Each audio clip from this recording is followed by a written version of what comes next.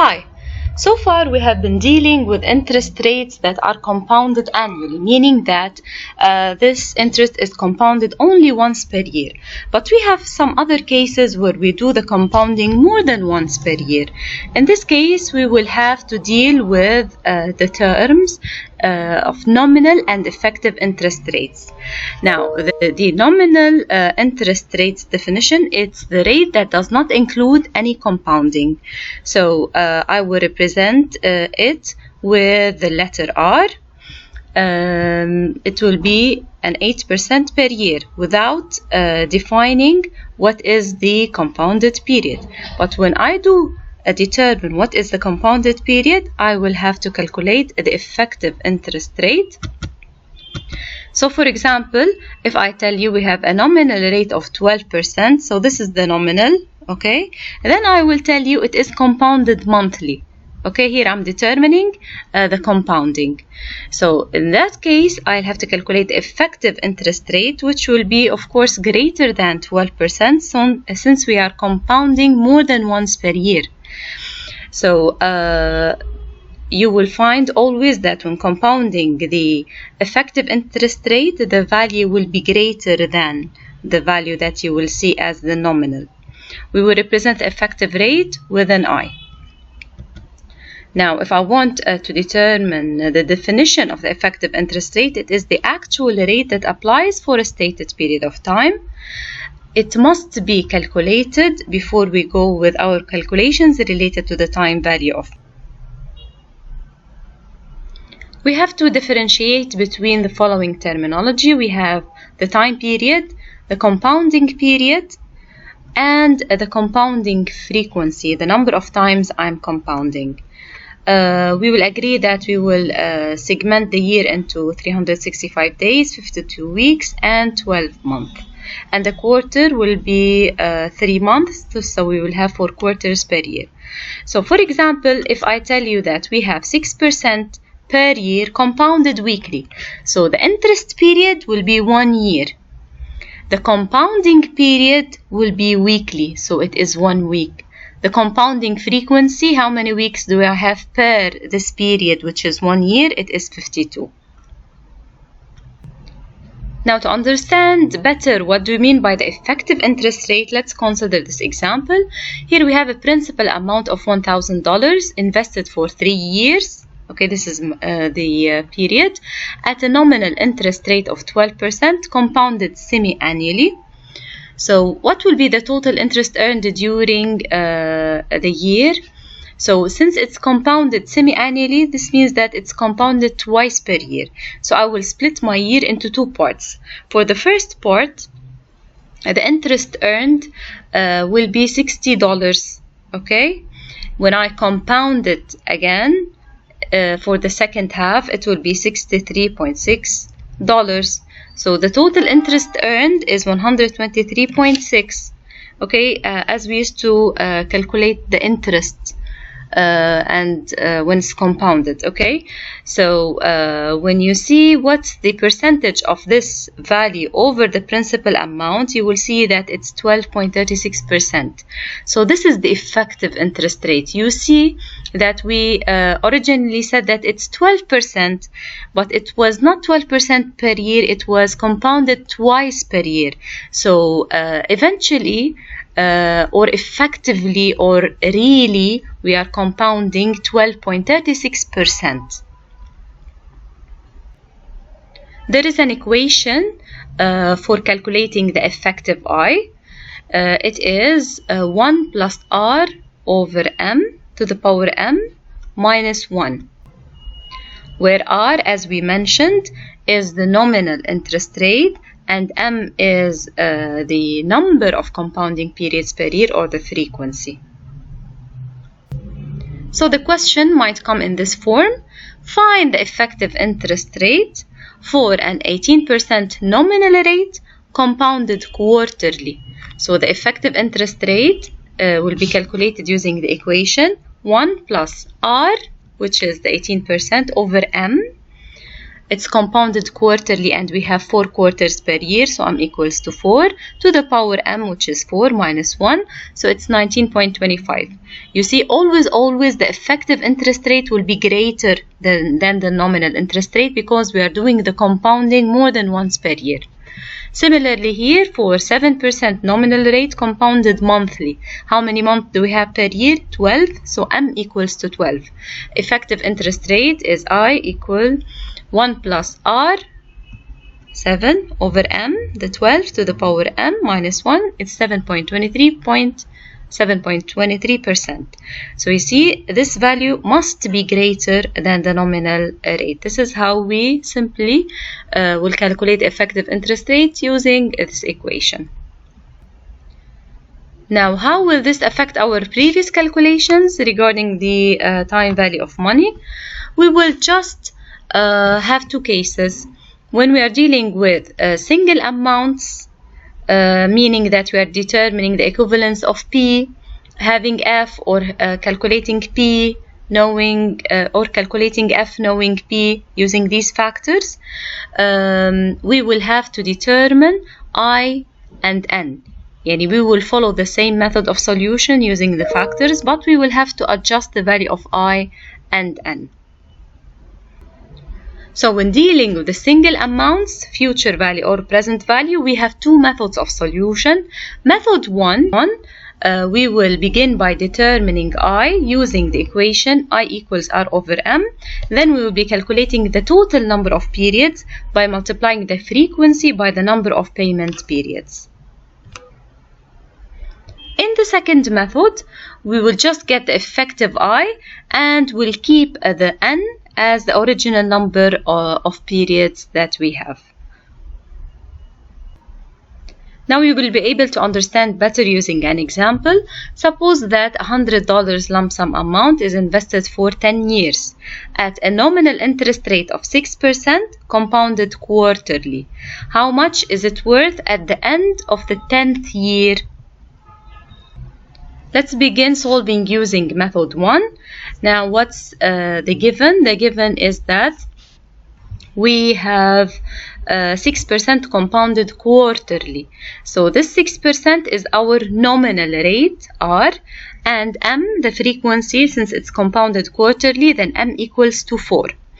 Now, method 1 states that I should calculate the new I, okay, using I equals R over M. So it's the 6% over 4, so it is 1.5%.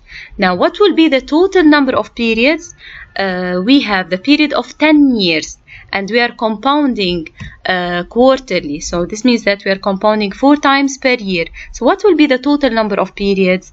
If I'm compounding 4 times per year and I have 10 years periods, so the total number of periods or interest periods will be 4 times 10, 40. Okay, so here what am I calculating? The future value, because I was asking how much is it worth at the end of the 10th year. So I'm calculating F knowing P, which was 100. So F equals P into 1 plus I to the power N. I just need to adjust this I and this N with the ones that I already calculated here.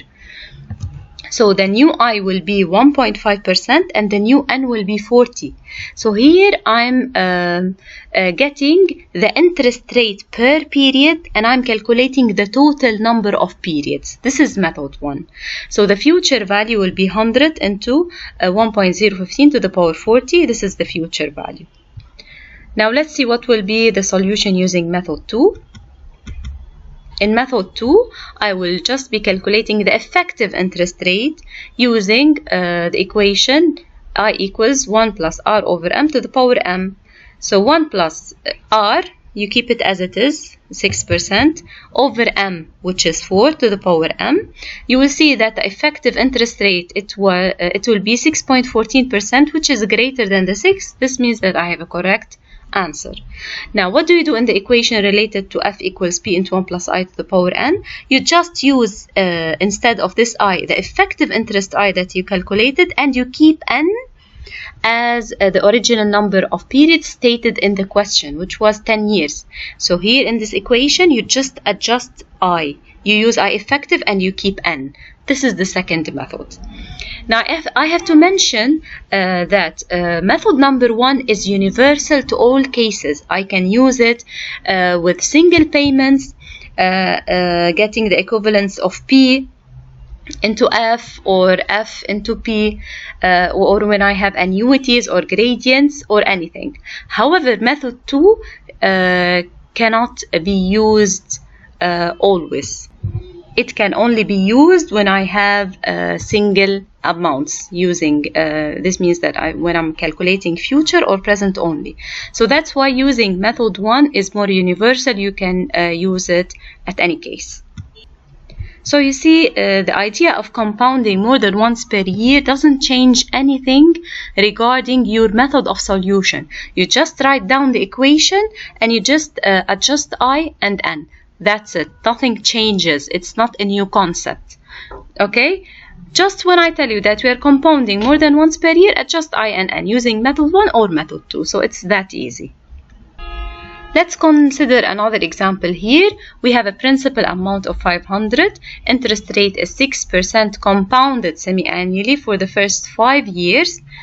So you can consider that this is part 1 of the exercise. You can do the calculation alone, then get the answer and solve the second part here, where I'm saying that 8% is compounded quarterly for the next 6 years.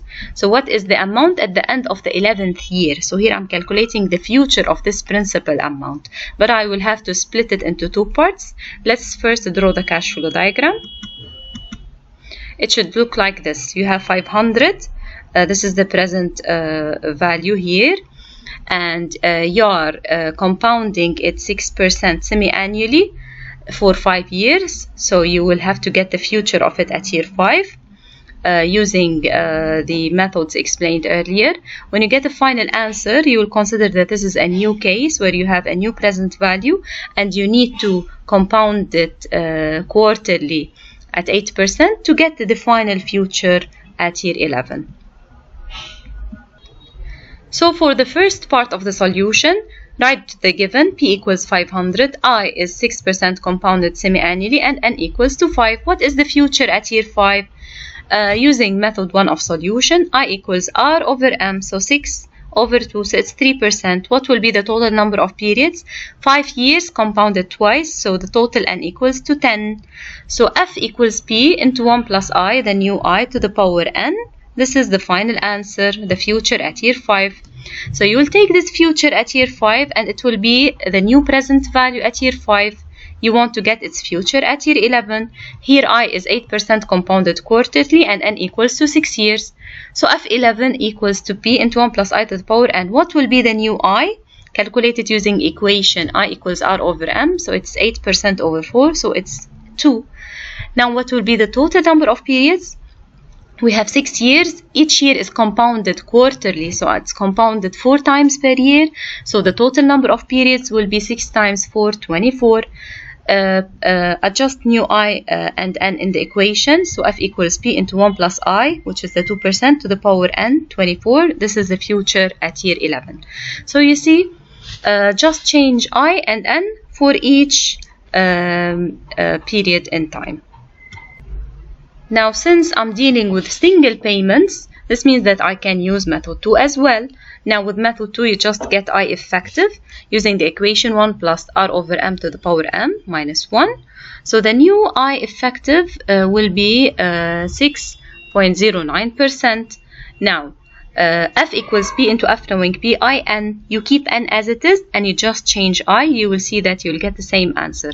Here it's the same as well for the second part, where the R was 8% and the frequency was 4. So you calculate I effective. You see nominal interest rate was 8%. The effective has to be a greater value. So it's 8.24%. You keep the original number of years as 6 years.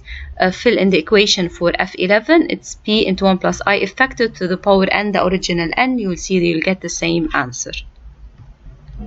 Now, in case you're dealing with uniform series, annuities, or gradients, you can only use method 1 of solution. You cannot use method 2. If you use method 2, you will get a different and wrong answer. Okay, so stick to method 1 if you want for all the conditions. It's applicable to all the cases. It's the universal method. So let's consider an example related to uniform series. Suppose that we have a loan of $10,000 that has to be repaid in equal end of month installments for 5 years with nominal interest rate of 12% compounded monthly. What's the amount of each payment? So let's look at the given number of installments or the total number of periods. I have 5 years compounded monthly, so this means that it's compounding 12 times per year, and we have 5 years, so the total number of periods will be 60. Now what will be the interest rate per period? It is I equals R over M, so 12% over 12 periods, so it will be 1% per period. So applying the equation of the annuity, A equals P into A knowing PIN, the new I is 1%, the new N is 60. This is the annuity. The same thing applies for the gradients. Suppose that you have some savings that are expected to be 0 at the end of the first 6 months, 0 at the first period. This means that I'm dealing with a pure gradient, and to be 1,000 at the end of the second 6 months, and to increase by 1,000. So you see that the payment at the second period is 1,000 and this will be the value of the gradient. All of the rest of the payments will increase by the value of 1,000. So this is the case of pure gradient. We have a total of 4 years. Find A if the nominal interest rate is 20% compounded semi-annually. So again, using method 1, number of installment payments will be 4 times 2 equals 8. And we have I equals R over M. It will be 20 over 2. It will be 10%. So this is the new interest rate, and this is new N. A equals G into A knowing G, the new I, and the new N. This is your annuity. Consider this example that we solved previously related to arithmetic gradient. Now, if I want to solve it, but I want to adjust the compounding, here suppose that the interest rate is 10%, but it's compounded semi-annually. How will this change our solution? If you remember, in that exercise, we wanted to calculate the value of C. I did that by equating at 0. So you just write the answer. What's the present value of this annuity? The first one is considered as a present value. So C plus C, the annuity, into P knowing A, 10%, 7, because we have 7 periods, equals to the present value of this arithmetic gradient, where I have to split it into an annuity of 1,000. 1,000 to P knowing A, 10, 4, because we have 4 payments, plus the gradient of 200 into P knowing G, 10%, 4. And since it's deferred by 3 periods, so I multiply it by the factor of P knowing F, 10, 3. Now this is the original solution. You keep it as it is. You write the solution as it is. The method of solution doesn't change. You only have to adjust the value of I and N. This is the only thing that you'll have to change when I'm compounding more than once. Let's see the new solution. You see here, since I was compounding semi-annually, this means that I'm compounding twice. So I equals R over M. This is R, 10, and M equals to 2. So the 10% will become 5. Okay? And the total number of periods here, N equals to 7. Okay? And I'm compounding twice per year. So 7 times 2, it's 14. So this is the only thing that you change in your solution. You look at each I, you change it from 10 to 5, and at each number of years, this 7 you'll have to multiply it by 2 because I'm compounding twice, so it will become 14. Here the 10 becomes 5. The 4 multiplied by 2, it will become 8. 10 becomes 5. 4 times 2, 8.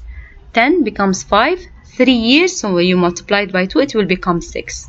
So this is the only thing that you change when you are compounding. You look how many times are you compounding, and you adjust I and N accordingly. So this is everything related to nominal and effective interest rate. I hope that you find it easy and simple. Thank you for listening.